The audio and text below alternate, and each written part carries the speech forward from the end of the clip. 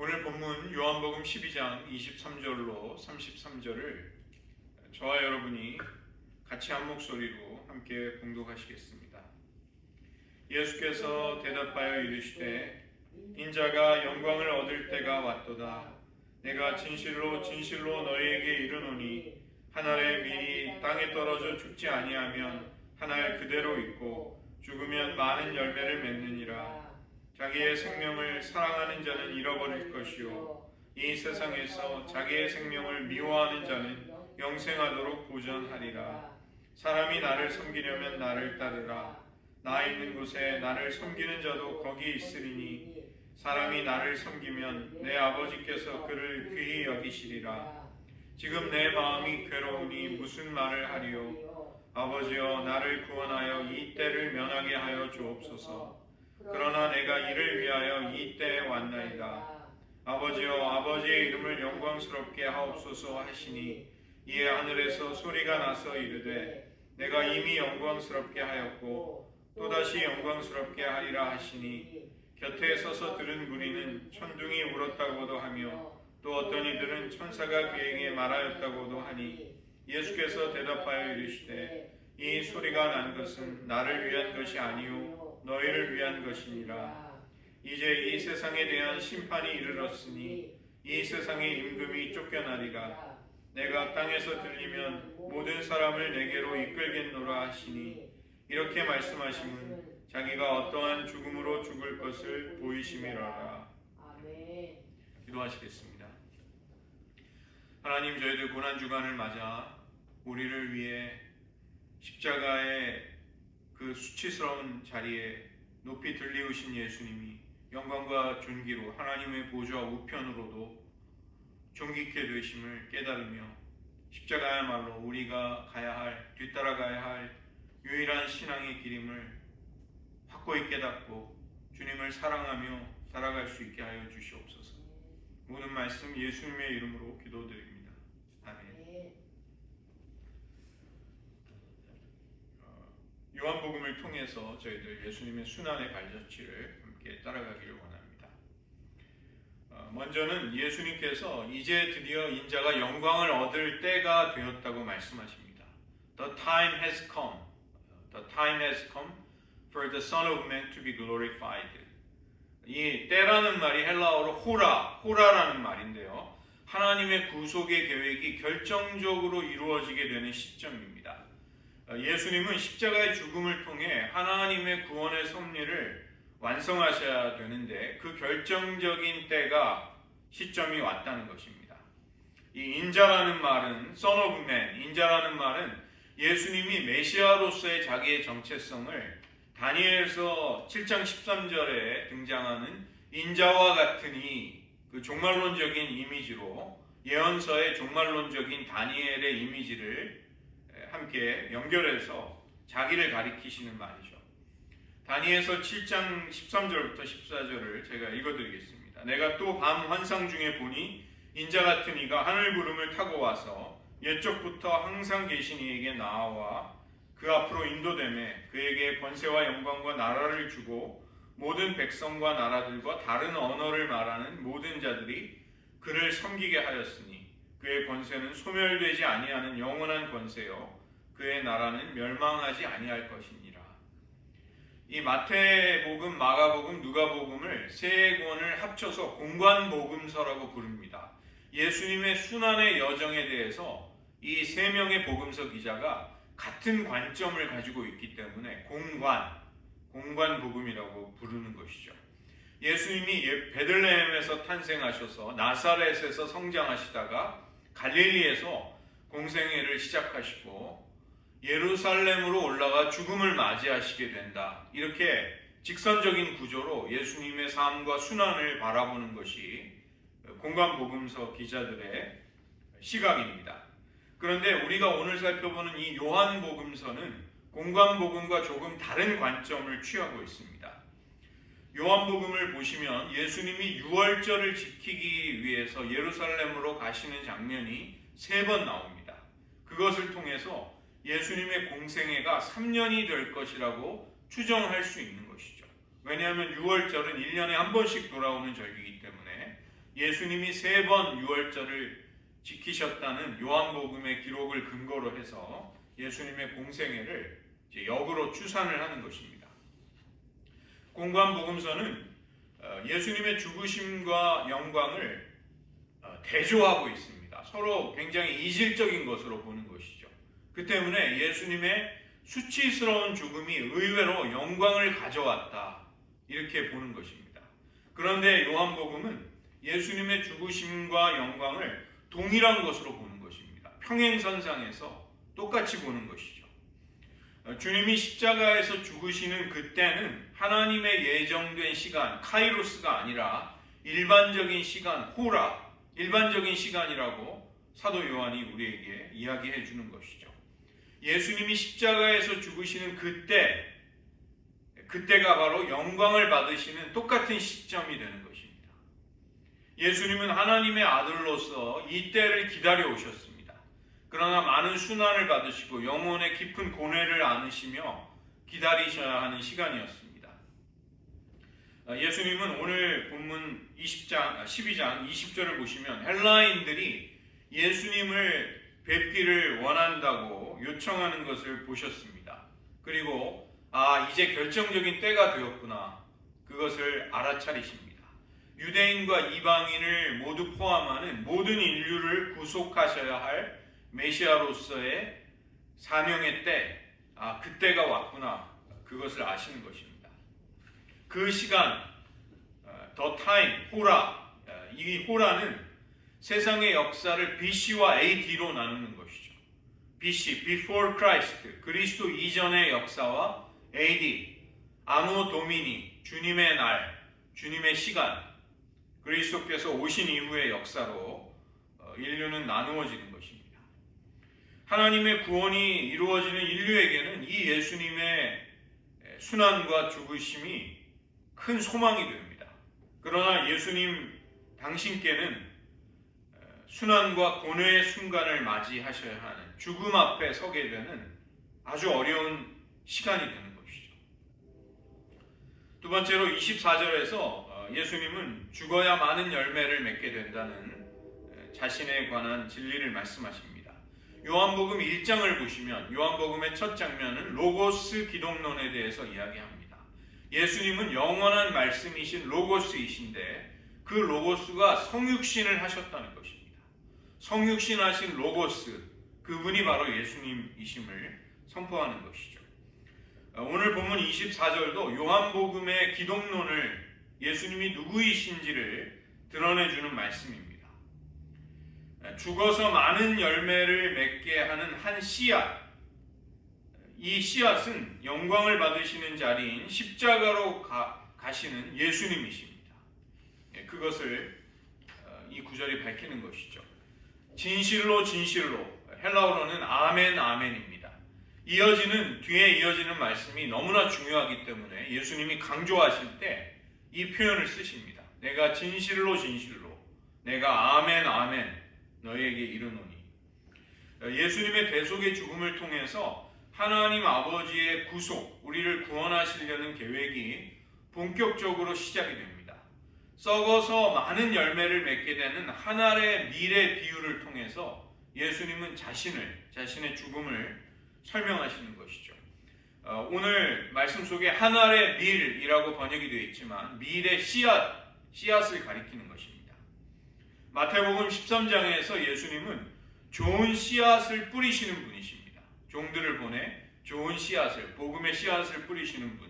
마가복음 4장에서는 좋은 생명의 교훈 그 자체가 예수님이신데, 여기 요한복음 12장에서 강조하는 것은 생명의 씨앗이라는 것이죠. 예수님이 죽으셔야만 구원의 많은 열매가 맺히게 된다는 것입니다. 세 번째로 25절과 26절은 이 땅에서 주님을 따르는 제자들의 생활 방식을 가르쳐주고 계십니다. 생명을 바쳐야지 영생을 얻는다, 이렇게 해석을 하는 것은 조금 잘못된 해석입니다. 25절을 보시면 영생하도록 보존하리라, 직역을 하면 영원한 생명에 이르기까지 그것을, 생명을 지켜준다, 생명을 보호한다, 이런 뜻입니다. 자기 생명을 미워할 수 있어야 오히려 이 세상에서 자기 생명을 지킬 수 있다는 역설의 진리를 말씀하시는 것이죠. 사람이 만일 온 천하를 얻고도 자기 생명을 잃으면 무엇이 유익하리요? 우리의 생명은 절대적으로 지켜야 하는 것입니다. 우리의 생명을 어떻게 지키는가? 자기 생명을 미워해야 영생에 이르기까지 우리의 생명을 지킬 수 있다, 보호할 수 있다는 것입니다. 요한복음은 영생을 내세에 가서야 얻는 것이 아니라 지금 여기 이 땅에서부터 그리스도와 연합한 가운데 누리고 있는 것이 영생이라고 말씀합니다.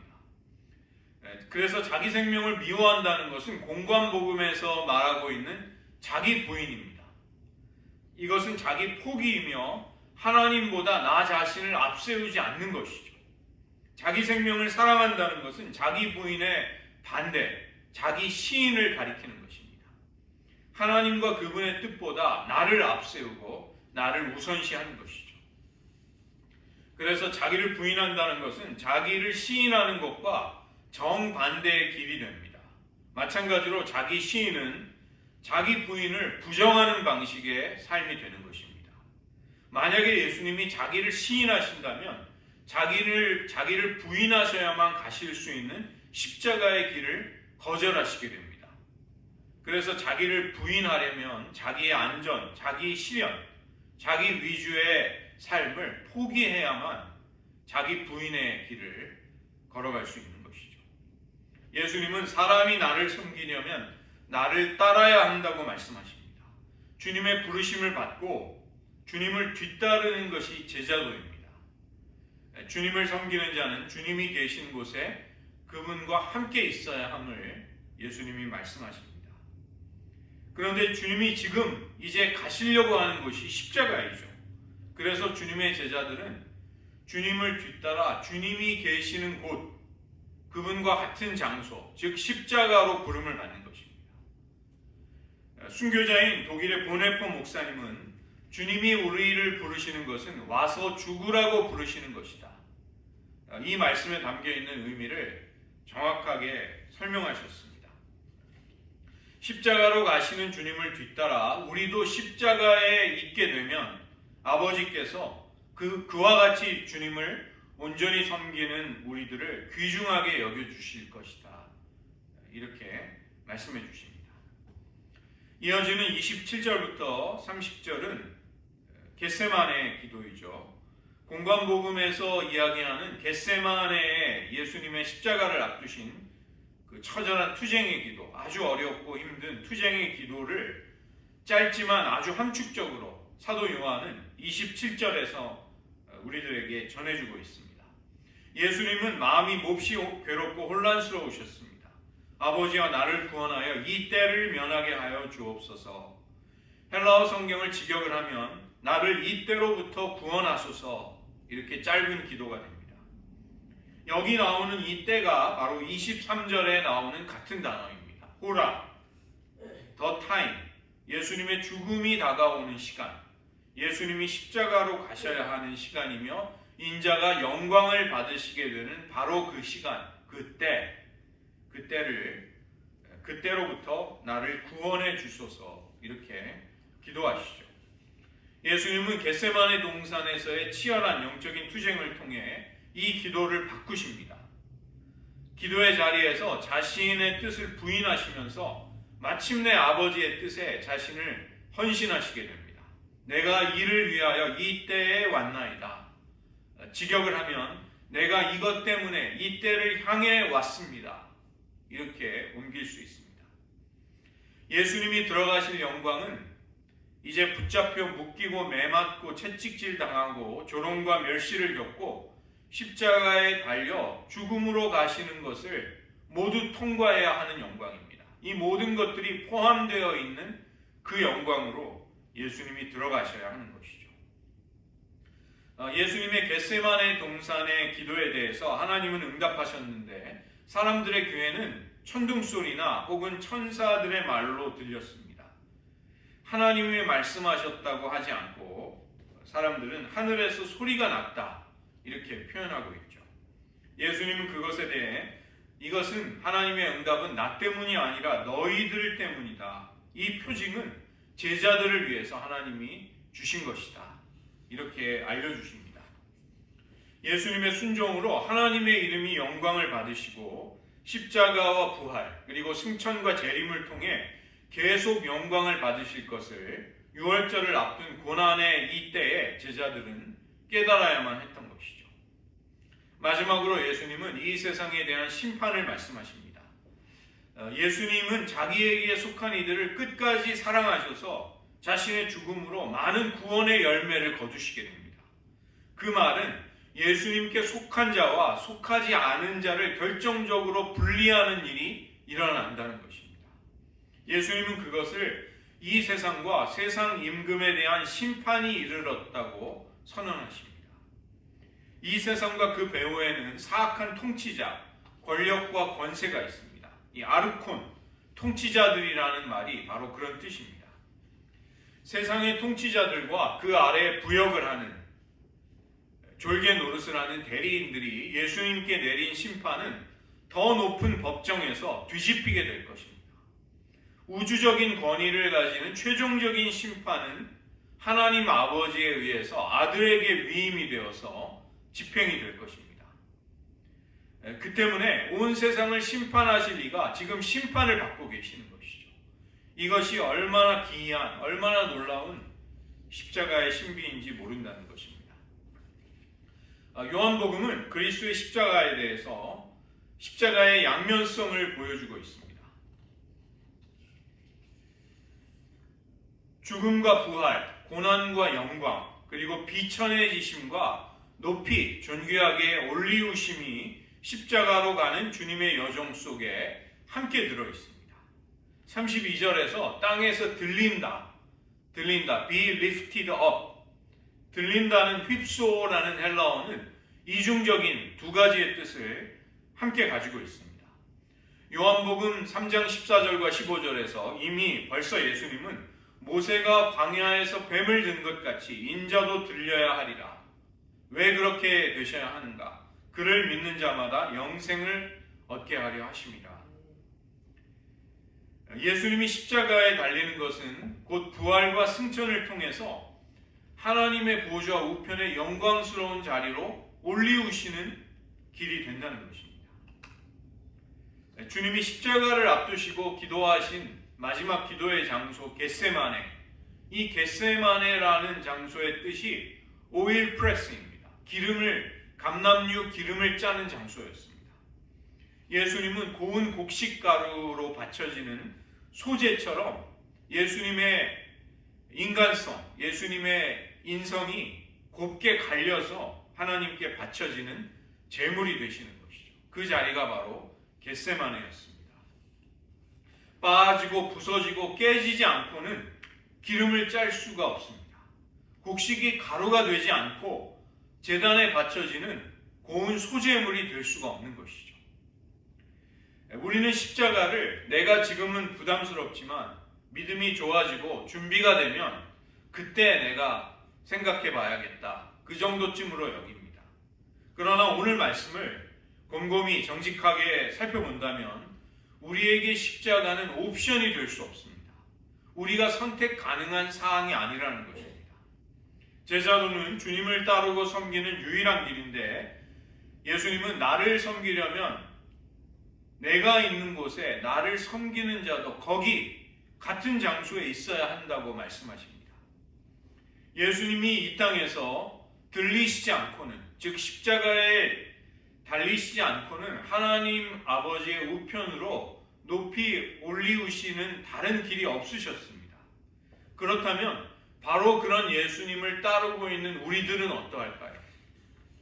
왜 우리는 십자가가 아닌 마치 다른 어떤 길이 있는 것처럼 생각하며 살고 있는 것일까요? 십자가를 선택할 수 있는 옵션으로 여기면서 산다는 것입니다. 그러나 그런 신앙생활은 말씀과 부합이 되지 않습니다. 우리는 이 고난주간 가운데 신앙생활에 대한 우리의 인간적인 판단과 편견을 떨쳐버릴 수 있는 은혜를 구해야 하겠습니다. 오늘 말씀이 조명해 주시고 우리에게 제시해 주시고 있는 그대로의 삶을 살 수 있게 도와주시옵소서.